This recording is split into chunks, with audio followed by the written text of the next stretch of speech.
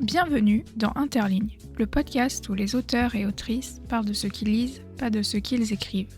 On y parle de livres aimés, marquants, ratés parfois, de ceux qui construisent, nourrissent et accompagnent.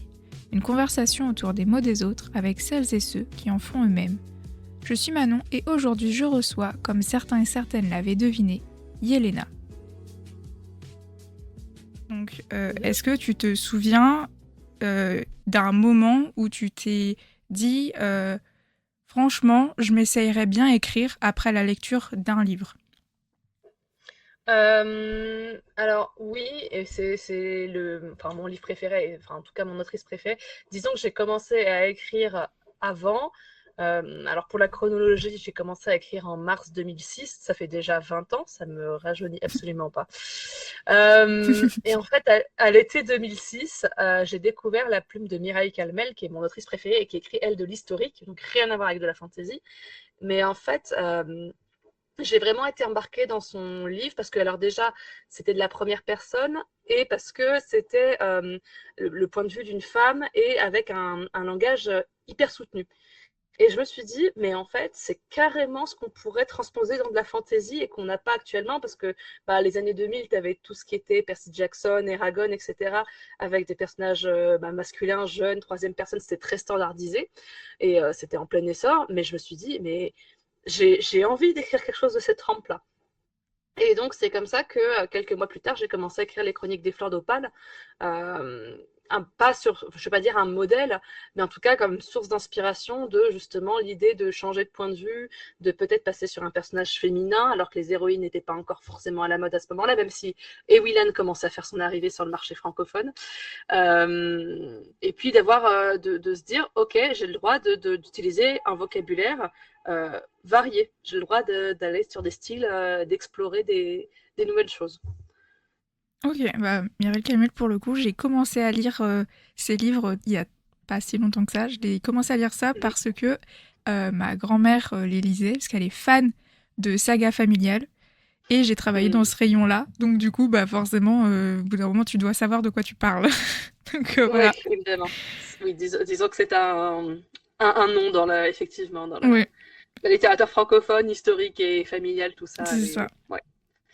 Et les gens du podcast vont être persuadés que je parle en permanence des Willan, mais ce n'est pas moi. Je n'ai pas lancé le sujet. Parce que là, ça fait 3 interviews qu'on parle des Willan presque à chaque fois, mais elle a tellement marqué le monde de la fantasy que c'est un peu obligé de le mentionner. Surtout, pour ma génération en tout cas, j'ai grandi avec, concrètement. Donc, Ouais, il y a Lyra Bellacqua aussi dans les Royaumes du Nord qui a beaucoup marqué cette génération, je oui. pense. Oui, oui. Royaume du Nord, la croisée des mondes, tout ça, c'est... Voilà. Voilà. Donc aujourd'hui, tu penses que tu lis plus ou moins que quand tu étais jeune, ou c'est juste différent? Largement moins. Je lisais énormément quand j'étais ado. Là, je lis quasiment plus. Comme je te disais, je dois lire 3 ou 4 romans par an. C'est dérisoire, mais malheureusement, il faut faire la part des choses et en tout cas choisir est-ce que je consacre mon temps à écrire ou à lire. Et en fait, le choix est très vite fait. Donc c'est vrai qu'après je vais chercher, en tout cas puiser des sources d'inspiration dans d'autres médias, notamment jeux vidéo, jeux de société aussi, mais la lecture me prend beaucoup de temps et, euh, et mon souci c'est que je pense que j'ai 20 bouquins que j'ai commencé, mais aucun que j'ai terminé depuis 2 ans. Donc en fait, pour lire un livre, il faut vraiment que j'ai le temps et de me dire, bon, j'ai un week-end de libre en entier où je suis en vacances, etc. Ce dont actuellement, je n'ai clairement pas le luxe. Donc, Je comprends, c'est compliqué d'être adulte. On a oui. moins le temps. Euh, Aujourd'hui, du coup, en termes de genre littéraire, donc on a un peu parlé de l'historique. Sur les livres que tu lis dans l'année, c'est plutôt de l'historique, plutôt un autre Alors, genre? c'est que des gens de l'imaginaire. Je valorise énormément les plumes francophones, sauf après, je fais quelques exceptions sur certaines traductions qui m'intéressent énormément. Par exemple, l'année dernière, j'avais lu Yellowface, que j'avais beaucoup aimé, mais effectivement, je suis surtout cantonnée à la fantaisie francophone. Euh, disons que j'aime beaucoup soutenir le travail des copains, des copines, et que ça m'intéresse d'en discuter avec eux après en salon, plutôt que de rester sur une lecture qui n'aura pas plus d'aboutissement sur la réflexion derrière la création, etc. Et que c'est toujours intéressant quand on partage des événements avec des voisins, des voisines qui écrivent, bah, justement, de se dire, bah, toi, t'es parti d'où, qu'est-ce que tu as voulu traiter, comment tu l'as fait, etc. Et de palper un peu leurs univers à l'avance, ça permet d'ouvrir plus de portes, on va dire. Oui, une base de discussion finalement en salon sur Bah, l'humain, base de presque. discussion, ouais, et puis même, tu vois, quand on intervient ensemble sur des tables rondes, de pouvoir rebondir plus facilement à l'un et à l'autre aussi, sur des thématiques qui peuvent nous parler, mais peut-être de manière différente, etc. Et ça, je pense que alors c'est intéressant pour moi, mais c'est aussi intéressant pour les gens qui nous écoutent derrière, quoi.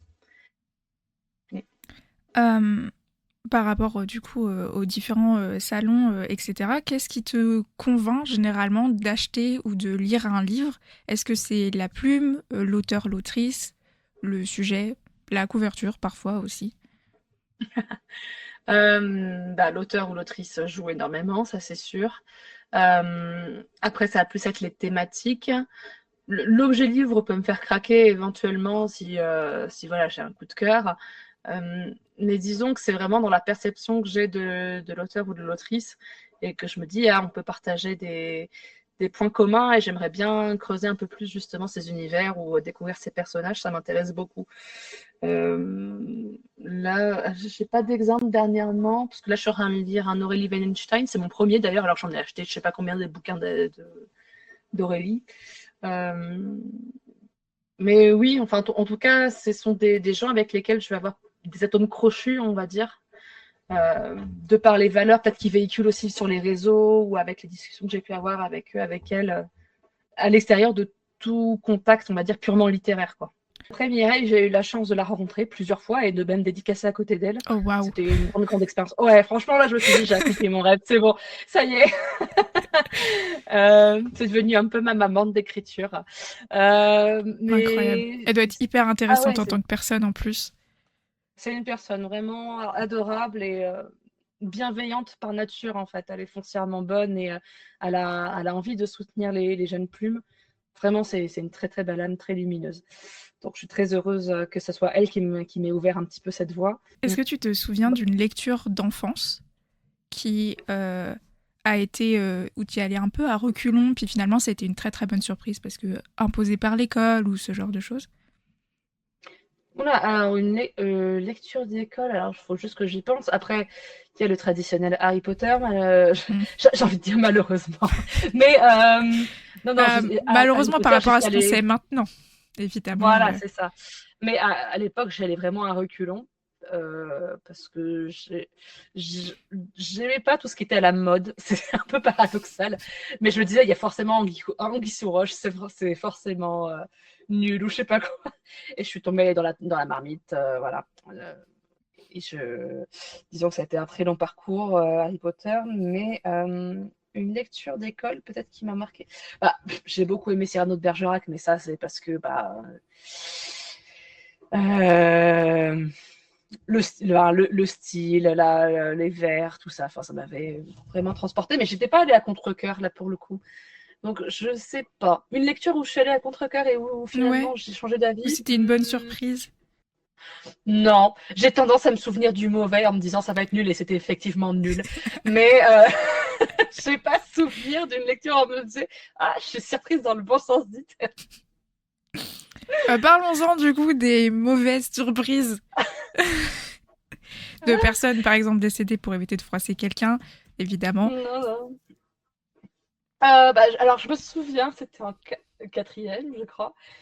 Ma prof de français nous avait dit on va lire un livre de science-fiction. Et moi, j'étais là, ouais, on va faire enfin de l'imaginaire et tout, la fantasy, science-fiction, trop bien. J'étais tellement hypée et le livre était nul. Ça s'appelait À la poursuite des slans, je crois. C'est un peu obscur en plus le titre parce que là, ça me dit rien du tout. Ouais. Après, c'est un classique. Hein. Ivan Gocht, c'est un roman de SF américain, mais. J'ai trouvé ça bien nul, mais c'était affreux. La déception. Donc, je me suis dit, et voilà, tu avais une œuvre de l'imaginaire à nous faire découvrir, pourquoi celle-là? C'était dommage. Et surtout qu'il y en a beaucoup qui sont très bien. Bah oui, C'est c'est incroyable. Elle a pris celui qui était vraiment mauvais. Et avait au ouais. Enfin, titre, a l'air en tout cas, pas incroyable non plus. en tout cas, disons que c'est pas celui qui. Enfin, il m'a marqué, mais pas dans le bon sens du terme. Mais voilà, ça se trouve, certains l'ont trouvé bon, ou alors j'étais peut-être pas équipée à l'époque pour Oui, il y a de obtenir ça toutes les aussi. subtilités, parce que j'étais en quatrième. Donc ça se trouve, je le lirais autrement aujourd'hui, mais à l'époque, disons que ça avait été plus une épreuve qu'autre chose. Surtout quand on se dit ah ouais, super, un genre que je lis de base. Eh ben non. Eh ben non. Tu as mentionné Cyrano de Bergerac. T'aimes particulièrement le théâtre ou pas tant que ça? Pas tant que ça. Non, non, non, pas tant que ça. C'est vrai que c'est un peu une exception. Mais j'avais beaucoup aimé en tout cas cette pièce-là. Donc après, je pourrais pas t'en citer vraiment d'autres parce que non, je n'en lis pas en fait. Très À bien. part les œuvres que j'ai lues à l'école, mais non. Bon, on a un peu parlé du coup du fait que tu allais à contre-cœur en termes de à la mode, c'est contre-courant. Donc, est-ce qu'il y a un livre que tout le monde a aimé, mais pas toi? Que tout le monde a aimé, je Enfin, sais en termes pas. de tout le monde a aimé, on s'entend que ça a une Disons que réputation tout. d'être un très très bon livre et que toi, bah, ça n'a pas marché. En fait, enfin, plus que bon livre, disons que c'est les livres un peu hype. J'ai testé parce que j'avais acheté, c'était en 2019, je crois, où j'ai acheté à Cotard, donc Un palais des Mhm. piscines de roses. Voilà.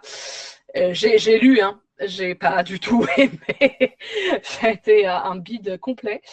Et les gens m'ont dit, mais non, lis la suite. Non, mais en fait, j'ai déjà perdu mon temps sur le premier. Non, je vais pas poursuivre. Et j'ai voulu poursuivre. J'ai lu Le Prince Cruel aussi, que j'ai pas aimé. Et je me suis dit, mais en fait, je sais pas si c'est moi le problème parce que je me persuade dès le départ en me disant, c'est un livre hype, ça va forcément pas me plaire ou quoi. Mhm. Pourtant, Le Prince Cruel, je l'ai lu je l'ai commencé en physique. Et comme je butais un peu sur le physique et que je m'étais dit, non, celui-là, il faut vraiment que je le finisse, je l'avais acheté en audiobook. Et même audiobook, ça passait pas non plus. Donc voilà, tout ce qui va être Force Wings, tout ça, je vais complètement passer, mais à côté. Enfin, ça me parle absolument pas. Donc après, je fais de la veille parce que j'ai conscience que c'est hype et que c'est voilà, il y a peut-être des choses qui peuvent attirer les lecteuristes ou en tout cas qui peuvent les happer dans un univers, mais c'est pas forcément les lectures dans lesquelles moi je vais me retrouver. Je dis tout le temps sur ce Voilà, podcast, exactement. il y a des livres pour tout le monde, il faut trouver ce qu'on aime, et puis il y a assez de livres qui existent dans le monde pour qu'on ne se coltine pas des livres qu'on déteste. Voilà. Tout à fait. Euh, Après, je pense que c'est plus. Alors, est-ce que c'est le fait que, en lisant des œuvres francophones de manière générale, je me dise. Alors, ça m'a fait l'effet pour Le Prince Cruel, notamment. En fait, c'était pas une mauvaise lecture en soi, c'était ok tiers. Mais je me suis dit, pourquoi ce livre a autant de succès alors qu'à côté, on a des œuvres en francophonie qui sont tellement mieux, qui sont beaucoup plus étoffés, qui vont beaucoup plus loin dans les thématiques, avec des personnages beaucoup plus complexes. Et pourquoi cette œuvre-là a du succès et pas l'autre œuvre, en fait. C'est ça où j'avais un petit côté presque d'amertume, en fait, de me dire, mais il y a quelque chose que je ne comprends pas là-dedans. hmm. Est-ce que tu relis tes livres ou tu les laisses, enfin une fois qu'ils sont lus, ils sont dans l'étagère et on n'y retouche pas trop? Dans un parcours éditorial, tu es amené à lire ton livre en moyenne 6 ou 7 fois au moment des corrections, enfin déjà au niveau de la relecture, de tout ce qui est travail avec tes bêta-lectrices, le travail avec ton éditeur, ton éditrice, etc. Et donc, tu lis déjà ton livre énormément de fois, donc tu as intérêt à écrire un livre que tu veux aimer lire. Donc c'est vrai qu'une fois que le livre est sorti, généralement, je ne vais pas le relire en entier. Par contre, ce qui m'arrive de temps en temps, c'est notamment, là par exemple le cas, je suis en train de faire tous mes colis pour les tomes 3 et 4 de Persona, c'est ah tiens, je me souviens de ce passage, je voudrais juste le relire et je me retrouve à lire un chapitre, 2 chapitres, 3 chapitres. Et me dire, mais c'est toi qui l'as écrit quand même, et tu connais la scène, pourquoi tu persévères là, perds pas ton temps, allez, on passe à la suite. Donc si, des fois, disons que ça me fait replonger dans quelques petits passages, ça m'arrive aussi pour ma fanfiction, mais De relire en entier mon œuvre, non, pas spécialement. Et les livres écrits par d'autres, tu les relis ou non plus? Ou certains Non, non, passages? non, non. Ok. T'es Non, pas jamais une ça. relectrice avide. Non. Oh non, une fois que j'ai lu le livre, c'est bon, il est lu. Je le garde précieusement. Par contre, je suis une grande collectionneuse. Je vais pas le revendre ou quoi derrière en me disant c'est bon, il a fait son usage et puis je m'en débarrasse. Au contraire. Mais par contre, non, je ne suis pas du tout une relectrice. Ok, donc tu relis tes propres livres pour des raisons de écrire la suite, finalement. Vérifier que Hmm, c'est cohérent ou se souvenir de Même ce que tu as vécu. pas. Non, même pas. C'est plus pour peut-être revivre un sentiment que j'ai eu en écrivant la scène ou en Mhm. l'imaginant, je sais pas. Mais, ou de replonger avec des personnages auxquels j'ai dû dire au revoir parce que la saga s'est terminée. Mais euh, non, c'était pas forcément pour une histoire de cohérence. Ça, je D'accord. crois pas. Mm.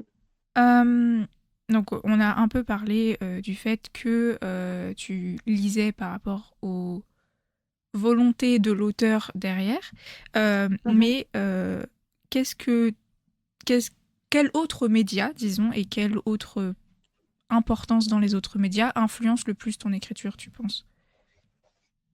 Est-ce que ce serait les Euh, ambiances, alors, je les suis- thèmes? Voilà.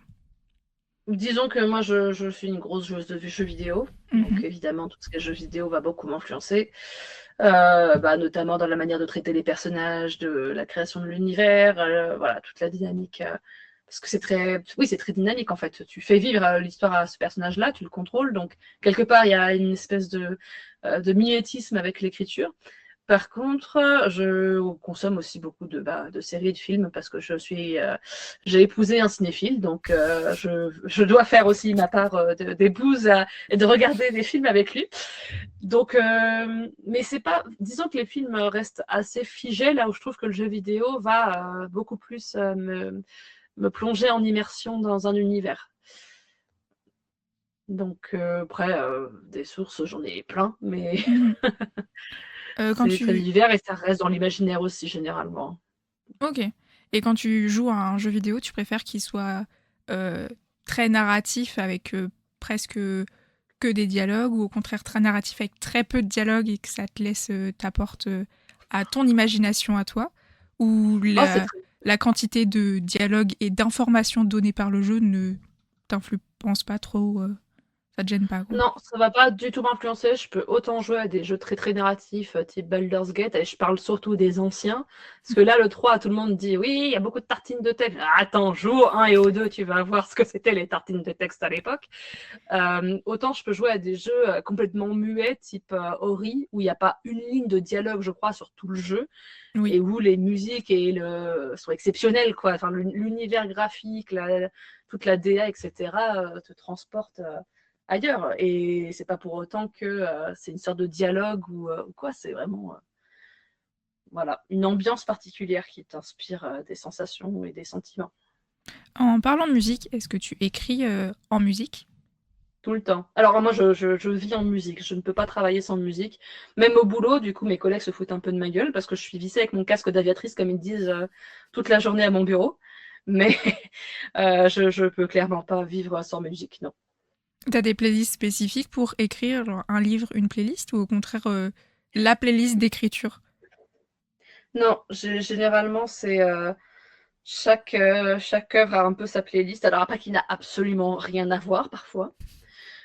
Type le tome 2 de Personnages, l'est entièrement écrit sur la BO de la première saison d'Arcane, ce qui a aucun sens parce que les deux œuvres n'ont rien à voir. Mais je sais pas, il y avait des trucs qui m'ont bien inspiré dans le type d'ambiance. Je vois, donc du coup, vraiment la vie en musique au maximum, et donc s'il n'y a pas de musique dans un jeu vidéo, ça te met mal à l'aise du coup. Ah bah la musique de jeux vidéo a énormément d'importance, en tout cas quand je joue. Et j'avais même monté un projet, mais ça remonte à quelques années déjà, 2010, bah ça doit être encore 2019, tiens. À l'époque, je faisais partie d'un bureau associatif d'une chorale et on Mhm. avait organisé tout un concert sur les musiques de jeux vidéo. Parce que justement, je voulais essayer de sensibiliser. C'est une chorale où la moyenne d'âge était à peu près de 65 ans, je pense. Hein. Et j'avais mis les choristes à la musique de jeux vidéo et c'était trop cool. Et là, quand je vois l'effervescence autour de certaines BO, là, type Clair Obscur, là, actuellement, qui brasse tellement de succès avec sa BO incroyable, bah oui, on peut faire ressentir énormément de choses par la musique de jeux vidéo, ça c'est sûr et certain. Si tes livres, peu importe lesquels d'ailleurs, étaient adaptés au cinéma, tu préférais que ce soit une série, un film? Alors, on s'était dit, pour Rosas et Dragons, je pense que le format qui conviendrait le mieux, ce serait une série, mais animée. Hmm. Je vois pas du tout quelque chose en live action, vraiment pas, parce que le côté dragon, en fait, Oui, je crois que ça me mettrait un peu Ouais, dans la Uncanny Valley, pas bien. exactement. Donc plus un côté animé qui fonctionnerait beaucoup mieux. Et pour personnage, j'avoue que j'ai pas forcément réfléchi. C'est vrai que je suis plus sur le format série parce que je trouve que le film, en fait, le film, faut être très fort sur les messages que tu fais passer visuellement sans savoir passer par le dialogue, et que dans un livre, on a tendance à beaucoup en dire, beaucoup détailler, et que c'est parfois compliqué de tout synthétiser à l'image sur un seul film. Et que le format série permet justement, alors à la fois de créer le côté plot twist qu'on crée à la fin de chaque chapitre, enfin, ou en tout cas merde, j'ai perdu le mot, cliffhanger. Donc, pour avoir envie de continuer et d'explorer plus en profondeur les personnages aussi, parce que typiquement, il y a je dis n'importe quoi, mais Game of Thrones, qui est une série de livres au départ, en film ne serait pas passé du tout pareil qu'en série, parce qu'on s'attache aux personnages autrement sur une série au long terme, quoi. Oui, je pense que pour Game of Thrones, j'aurais eu un problème aussi de timeline. On aurait eu du mal à passer d'une version Ah oui, d'un endroit du monde à un autre. Ça aurait été un peu clairement, compliqué. clairement. Euh, Et je pense même en fait, même pour Harry Potter ou pour Hunger Games, à la limite, en série, ça aurait pu très bien passer aussi. C'est juste qu'à l'époque, c'était pas du tout le format à la mode, parce que Netflix n'était pas encore autant démocratisé, par exemple. Et c'est pour ça qu'ils ressortent une série Harry Potter, je suis sûre. Mais oui. sur ce genre de grosse Et l'argent, saga, à mon évidemment. avis, ouais, et l'argent, on va pas se mentir, et l'argent, parce que le capitalisme, bonjour. Voilà. Ça se trouve, on aura une série Hunger Games un jour, hein, peut-être. On aura peut-être une Mm. bonne surprise, mais bon. Il y a des acteurs et actrices que tu vois déjà derrière tes personnages ou Ah non. ah, Non. t'es pas de ce genre d'auteur qui voit des vraies personnes quand tu écris? Bah, oui et non, dans le sens où j'ai des œuvres type ma fanfiction Harry Potter, où là j'avais un casting même dès le départ. Mhm. C'est-à-dire que en fait, m'inspirer d'acteurs ou d'actrices m'aidait à incarner le personnage. Donc là-dessus, j'avais un casting extrêmement précis. Et du coup, c'était rigolo parce que j'ai vu les acteurs et les actrices évoluer au fur et à mesure de leur carrière, parce que c'est une fanfiction que j'ai écrite pendant 10 ans. Et ça m'a fait rire des fois, genre, je crois que c'était 5 ans après que j'ai commencé la fanfiction, j'ai vu deux des acteurs que j'avais choisis qui avaient tourné un film ensemble où ils s'entretuaient, et c'était trop drôle. Mais par contre, pour mes autres œuvres, bah, Persona, non, pas du tout. Rose et Dragon, pas du tout. Parce que je me dis, si jamais un jour il y a une adaptation quelconque, je serais limite pour partir sur des actrices et des acteurs qu'on ne connaît pas, mais pas Mhm. de tête connue, à part sur peut-être des personnages un peu plus âgés, mais quand on est sur une tranche de personnages qui sont assez jeunes, c'est vrai que je Oui, n'ai pas forcément ni les références dans le domaine, ni l'envie en fait de me fixer un casting en particulier. je comprends. Puis de toute façon, en plus, effectivement, vu que c'est des personnes assez jeunes et qu'on sait qu'il y a pas mal de temps entre la publication des livres et l'adaptation, encore plus aujourd'hui qu'avant, bah, ça se trouve, ces acteurs-là, ils n'ont pas encore commencé à être acteurs. C'est ça, Donc, pas trop les projeter, ce serait un peu bizarre. Ou alors, c'est que tu as une boule de exactement. cristal et on le sait pas. Attention. Euh, Est-ce qu'il y a un auteur ou une autrice que tu aurais aimé rencontrer ou que tu aimerais rencontrer aujourd'hui pour discuter? Euh, Alors, oui et non, dans le sens où si c'est un autoriste francophone, je vais peut-être plus avoir des accès ou des moyens d'en venir à discuter avec cette personne, donc ça me paraît moins inaccessible. Mhm. Euh, mais disons que la personne qui aujourd'hui, malheureusement, on ne peut plus voilà, échanger avec Mhm. elle, c'est évidemment Pierre Bottero, et je pense que la francophonie, notamment la fantaisie francophone, lui da énormément. Et j'ai lu malheureusement ses œuvres après son décès. Et clairement, c'est une personne avec laquelle aujourd'hui je me dirais, mais j'aurais envie de discuter avec lui de sa manière de concevoir une fantaisie à l'époque, justement en plein boom de la fantaisie jeunesse, et comment il percevait l'évolution des choses, etc. Enfin, je pense que c'était un homme extrêmement passionnant et que malheureusement j'ai découvert trop tard. Mm. Donc, avec lequel j'ai même pas eu la chance d'échanger à l'époque. Mais bon, je me dis qu'on est quelque part un peu tous et toutes ces héritiers quand on écrit de la fantaisie francophone, notamment du young adulte aujourd'hui. Donc, Oui, c'est vrai, on en a parlé pas mal avec d'autres auteurs et d'autres autrices. Je pense que le fait qu'il y ait autant de place pour pour la fantaisie francophone et le fantastique francophone, c'est un peu grâce à lui. tout à fait. Parce que je pense beaucoup des auteurs et des autrices qui l'ont lu, euh, bon, qu'ils écrivent de la fantaisie ou non d'ailleurs, euh, sont un peu en train de jouer sur les mêmes thèmes, les mêmes aspirations du question de toute façon d'identité qui est présente dans la littérature depuis des siècles, si ce n'est le début. Euh, Mm. mais il y avait une manière différente d'explorer cette question d'identité que je trouve qu'on retrouve un petit peu dans Persona. Voilà. Je retrouve un peu cette sensation-là de découverte comme que j'avais pour les quais d'Iwilan, donc c'est un peu drôle. Oh là là. Euh, Est-ce que tu as une manie ou un rituel de lecture quand tu lis, peu importe si c'est des romans d'ailleurs ou de la documentation en règle générale? Aucune. Alors, je suis en train de réfléchir, mais aucune, parce que même l'endroit où je lis dépend énormément de où est-ce que je me situe déjà dans l'espace et dans le temps. Euh, non, j'ai pas forcément ni de playlist musique lecture, ni de.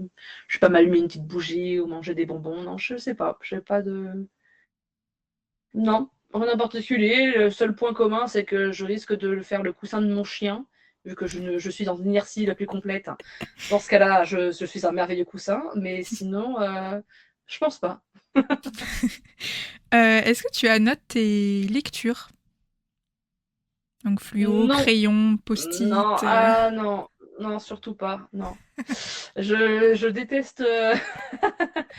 Mes livres sont sacrés, même si. Non, je comprends les gens qui annotent et je trouve ça trop cool. Et même moi, quand on m'apporte mes propres livres annotés, je suis en adoration devant. Mais par contre, c'est pas du tout mon genre. Après, disons que j'ai tendance. Alors, c'est chaque livre a son propre marque-page. Alors, généralement, comme je les achète en dédicace, ils ont forcément le marque-page qui leur est associé. Après, mon côté chaotique fait qu'un ticket de caisse ou un ticket de métro peut devenir aussi un marque-page selon le moment. Mais je vais pas forcément corner mes livres ou les annoter ou quoi, parce que c'est vraiment. Non, là-dessus, on change rien. Qui n'a jamais mis un ticket de caisse comme marque-page, hein, vraiment, Ah oui. qui? J'ai entendu des histoires beaucoup plus délicates par rapport à des marque-pages qui ne sont pas des marque-pages, hein, je suis désolée, mais une plure d'orange, ça n'a Une rien à tranche de faire. jambon. Tranche de jambon, lorsqu'on a un animal à la maison, c'est dangereux. Hein. Oui, très clairement. Et au niveau du rangement dans ta bibliothèque, parce que donc je vois un peu derrière toi, mais les gens qui écoutent le podcast ne verront rien, parce que ce n'est que audio. Tu ranges comment tes livres? Il y a une organisation particulière ou c'est... Alors, là, c'est très complexe. Alors, là, parce que là, c'est juste une, mais on en a une, deux, trois, quatre, cinq, six, sept, huit, et on a une neuvième dans la chambre, donc il faut Mais... compter 9 Billy comme ça. Alors, ça, c'est l'étagère de mon mari, hein, c'est pas la mienne. Mhm. Mais clairement, c'est mon mari qui gère tout ce qui est rangement bibliothèque parce qu'il est très, très, très, très, très carré.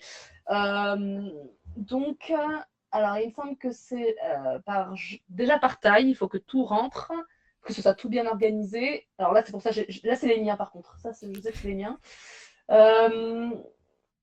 Et puis après, alors, il les met c'est par auteur ou par autrice. Et par contre, je sais pas pourquoi, il m'avait donné une explication extrêmement logique pour lui, mais qui pour moi ne l'est pas forcément. Mhm. Mais c'est à l'envers. C'est-à-dire que si par exemple, tu as tome 1, 2, 3, 4, en fait, tu vois 4, 3, 2, 1. Enfin, il me semble qu'il y a un truc comme ça. Je sais plus pourquoi. Mais en gros, je Est-ce crois que que c'est c'est par quand tu rapport les au sors de la titre? bibliothèque. Alors déjà, par rapport au titre, je crois que c'est quand tu les sors de la bibliothèque, comme ça, quand tu les mets à pla, du coup, le Le premier est un quand même devient au-dessus. celui du Il dessus. me semble que c'était un truc comme ça. C'est un Mais peu oui, donc smart. c'est lui qui a tout rangé, toutes les bibliothèques, et c'est son tri à lui. Donc là-dessus, je t'avoue que je gère absolument rien. Moi, je me contente d'ajouter des livres sur des piles, et puis après, c'est lui qui les range quand il y a de la place, mais là, il y a clairement plus de place. Je vois. Non, mais c'est logique. Moi, j'avoue que j'ai un petit souci, moi, dans ma bibliothèque, parce que j'ai des bouquins en anglais et en français, et je ne sais pas si les personnes qui écoutent le podcast ou toi l'avez remarqué, mais les titres ne sont pas imprimés dans le même sens. Ce qui fait que, du coup, Hmm. je dois incliner ma tête dans l'autre sens quand je change de langue. C'est très embêtant. Donc, c'est devenu une étagère à part entière maintenant pour que je n'ai plus ce problème, parce que ça m'énerve. C'est vrai. Euh, Alors, question complètement autre. Est-ce que tu as un tableau de peinture préféré? Oui, j'en ai plusieurs, mais si je dois dire un seul tableau, ça serait le baiser de Klimt. Après, La mère et l'enfant de Klimt, Klimt, c'est un de mes artistes préférés. J'aime énormément aussi la Vénus de Botticelli, que j'ai eu l'honneur de la voir en vrai d'ailleurs à Florence. Mais ouais, c'est déjà les deux principales, on va dire. Est-ce que tu penses que ces peintures-là t'inspirent dans ton écriture, dans ta manière de décrire les choses? Klimt, c'est un peu compliqué de décrire des choses réalistes avec ça, mais Non, au mais niveau en de tout cas, il y a le l'émotion. côté très, il y a le côté très brillant et très lumineux chez Klimt. Ah, tu peux pas dire que c'est Oui, oui, pas ouais, l'achat de ça, c'est faïence à sûr. l'état pur. Là, on est full lumière et il y a beaucoup, ça dégage beaucoup d'espoir et d'amour quand même. En tout cas, c'est comme ça que je le ressens avec ces tableaux. Oui, il y a Mm. beaucoup d'émotions. Enfin, de toute façon, la peinture, c'est surtout un moyen de véhiculer de l'émotion, en plus de l'imagerie. Mhm. Et du coup, tu penses que ça inspire une partie de ton écriture au niveau émotionnel ou lumineux, Je du coup? t'avoue que non, non, pas spécialement. Enfin, en tout cas, c'est pas ces tableaux qui vont Mhm. m'inspirer spécifiquement, mais je m'y retrouve, ça c'est sûr. Est-ce que, donc du coup, on a un peu parlé des jeux vidéo, de la peinture, etc. Est-ce qu'il y a un art dans lequel tu aimerais voir ce que ça donnerait si on adaptait un de tes bouquins? Par exemple, l'adapter en peinture ou adapter en musique ou adapter, voilà, autre qu'au cinéma et en série qui est finalement suivre la même histoire. Mhm, mhm. Après, je serais pour me laisser surprendre. Genre, Hmm. je sais pas, une œuvre en tapisserie médiévale ou Rosas et Dragons avec une histoire en vitrail. J'en sais rien du tout. Oh waouh! Mais ah ouais, non, mais on pourrait faire un truc hyper fun quand même. C'est vrai que Euh, j'aimerais bien voir maintenant. J'aimerais bien la voir en vitrail, je pense que ce serait vraiment beau. Ah oui, bah, clairement. Et puis, enfin, ça aurait tellement de sens aussi. Donc, Oui, en plus, vu le livre, évidemment, mais c'est vrai que ce serait vraiment joli, je pense, très coloré, en plus, pas terne, parce qu'il y a certaines oui, adaptations, enfin, adaptations, on s'entend, certaines peintures inspirées d'autres choses qui ternissent un peu la lumière de l'original, et c'est vrai que là, en vitrail, Rosas et Dragons, ce serait égal, vraiment très lumineux, très coloré, très regardé, et en ouais, même temps, il faudrait s'approcher pour regarder les détails, etc. Donc je pense oui. que ça Ouais, mais pourrait disons fonctionner. qu'après, bah, je serais pour me laisser surprendre, en fait, tu vois, je sais pas, un set Lego, enfin, des trucs où ça serait pas genre le truc habituel Hmm. d'un fan art ou d'un petit court-métrage ou je sais pas quoi, ça serait vraiment un truc, Euh, ouais, beaucoup plus fun. donc après, là, on arrive sur les curiosités autres, donc c'est les questions que j'ai envie de poser aux auteurs, voilà, et aux autrices, du coup, particulièrement. Est-ce qu'il y a un livre que tu aurais aimé écrire dans la poésie, dans l'histoire, dans ce qu'elle t'a fait ressentir, etc. Pas en disant j'aurais aimé être l'auteur parce que voilà, mais j'aurais aimé avoir l'idée, j'aurais aimé voilà. ce genre de choses.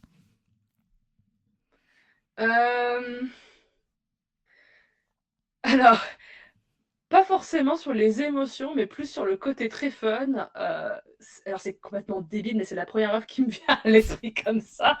C'est une œuvre qu'on connaît un peu tous, parce que je crois qu'on l'a un peu tous étudiée à l'école. C'est Exercice de style de Raymond Queneau.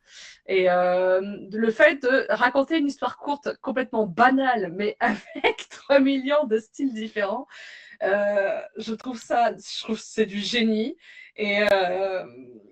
Et c'est vraiment quelque chose que j'aurais voulu expérimenter aussi une fois, et puis juste pour faire rire les gens, quoi, parce que c'est vraiment le plus fun de l'écrivain, je trouve, dans cette œuvre-là. C'est vraiment, tu t'amuses. Là, c'est un pur exercice de style et de plaisir, je trouve.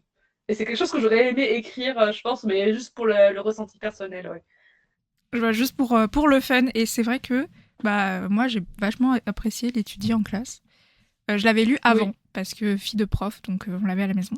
Et donc je l'avais lu avant, et moi ça m'avait fait beaucoup rire, parce qu'il y avait des personnes qui se sont ennuyées, alors que moi j'ai trouvé ça trop drôle.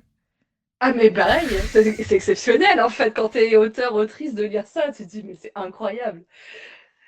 Et puis surtout, il a été publié, c'est pas juste il a fait ça dans son coin, etc. Il l'a envoyé et il a été publié. Mais oui. Des gens qui avaient la vision, hein, qui se sont dit, ah ça va marcher, et ça continue de marcher. C'est un intemporel, donc bon, quelque part. Autre question qui a un peu rien à voir, vraiment là c'est dans le décousu du décousu en termes de curiosité. Est-ce qu'il y a un compliment qu'on a fait sur ta plume qui t'a profondément marqué lors de ta carrière d'autrice? J'en ai énormément. Après, c'est pas forcément sur la plume, c'est plus sur les thématiques que je vais aborder dans les différents livres, et où des gens ont passé des moments difficiles dans leur vie et m'ont expliqué que lire mon roman à ce moment-là les a beaucoup aidés. Là, notamment, dernièrement, sur Rosas et Dragons, j'ai un monsieur qui m'a expliqué. En plus, disons que c'était pas mon public cible, parce que je pense qu'il était un peu plus âgé que moi, ce monsieur, et qui m'a expliqué que il a réussi à faire le deuil de son papa qui était décédé cet été avec ce livre, parce que il se reconnaissait dans la relation père-fils entre Karl et son papa, et qu'il avait pu mettre des mots en fait sur cette relation, et qu'il avait réussi à faire son deuil à travers ça. Donc, c'est des choses qui bouleversent énormément. Ouais, là, pour le coup, je suis même pas la récipiendaire de ce commentaire, et j'avoue, ça m'a un peu mis... voilà. Parce que je sais à quel point les livres, ça aide à beaucoup passer des étapes qui sont difficiles. Voilà. La lecture est souvent une bouée de sauvetage, mais où il faut s'en sortir tout seul, mais elle est là quand on en a besoin. Ouais, clairement. Si tu devais offrir un livre à quelqu'un en disant voilà, lis ça, ce serait lequel? Ah, c'est une bonne question. Je réfléchis très fort, hein, vraiment. Je crois que j'ai besoin de faire le tour de mes bibliothèques pour savoir. J'essaie de checker qu'est-ce que j'ai là. En fait, ça dépend tellement du goût de la personne. Ça dépend si elle lit de l'imaginaire ou pas. Tu peux me laisser 1 minute le temps que j'aille voir? Vas-y. Bon, j'ai fait le tour de la bibliothèque, j'ai pas trouvé. Parce qu'il y a des œuvres que j'ai profondément adorées, mais je sais que ça sera indigeste pour certains, etc. Donc, vraiment, en disant une œuvre phare, je saurais pas dire. À part, lisez Mireille Calmel, quoi, mais c'est pas super original. Donc, non, là, je t'avoue, je bloque complet.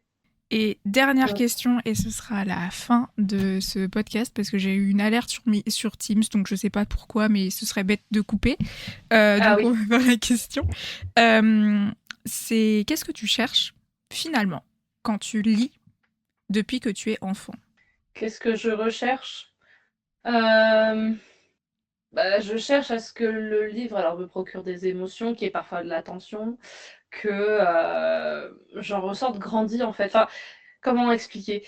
En fait, quand je ressors, soit faut que j'ai le côté tension qui fait waouh, j'ai vécu une super aventure qui m'a fait vivre énormément de choses, soit j'ai lu un livre qui m'a permis d'expliquer des choses sur moi-même ou sur le monde qui m'entoure.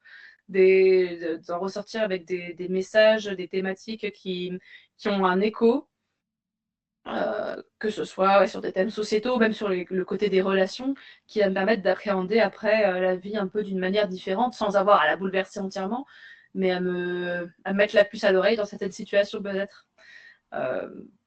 Donc voilà, disons que j'ai ces 2 penchants-là. Et finalement, du coup, c'est ce que tu espères que tes lecteurs et lectrices et lectrices cherchent dans tes livres? Oui, globalement, c'est ça que j'essaie de faire ressortir. Pas le côté tension parce que je pense que je suis assez, nulle. Alors soit pour écrire des romans, soit pour écrire j'ai jamais écrit de thriller ou de policier ou Mhm. de choses comme ça. Mais pourquoi pas un jour, hein, tu me dirais. Moi, mon kiff, ce serait de me dire qu'un jour, je vais écrire un livre d'horreur. Ça, je sais pas pourquoi, depuis Oh. quelques années, je me dis: «Mais j'ai envie d'écrire un livre d'horreur». Par contre, c'est vrai que là, actuellement, je suis plus dans la phase de j'ai envie d'offrir des lectures qui vont faire grandir les mentalités. Mmh. Bah, c'est un bon pari déjà et c'est un bon travail parce qu'il faut pouvoir donner les clés sans pour autant Ouais. être moralisateur. Et je trouve que... Ouais, et puis aussi des romans qui font du bien aussi, qui donnent un peu foi en l'humanité, parce que je pense qu'on a suffisamment d'actualités qui nous font un peu Mhm. bader dernièrement. Donc au contraire, de se dire non, il reste du bon dans l'humanité, il reste du bon dans ce monde-là, ça vaut le coup de se battre et d'y croire, et on continue comme ça, malgré toutes les épreuves. Je trouve que c'est finalement une très bonne phrase de fin, donc c'est parfait. On va finir sur cette note positive. Je tenais à te remercier vraiment beaucoup, déjà pour tes livres, mais d'avoir accepté Ah, c'est l'invitation à gentil. Interligne, de Bah écoute, prendre avec sur grand plaisir. ton temps personnel pour ça. Merci beaucoup. C'était Interligne, une conversation autour des lectures qui marquent, qui nourrissent ou qui déroutent. Merci d'avoir écouté cet épisode et pour ce voyage entre les pages. Et un énorme merci à Yelena pour cet enregistrement hors du temps et pour ses personnages. N'hésitez pas à lire son travail, Rosas et Dragons à partir de 13 ans ou encore Persona dès 12 ans. Et suivez-la sur les réseaux sociaux pour suivre ses prochaines parutions. Si vous avez aimé cette discussion, parlez-en, partagez-la et surtout, continuez à lire. On se retrouve très vite avec un ou une nouvelle invitée et d'autres lectures à découvrir.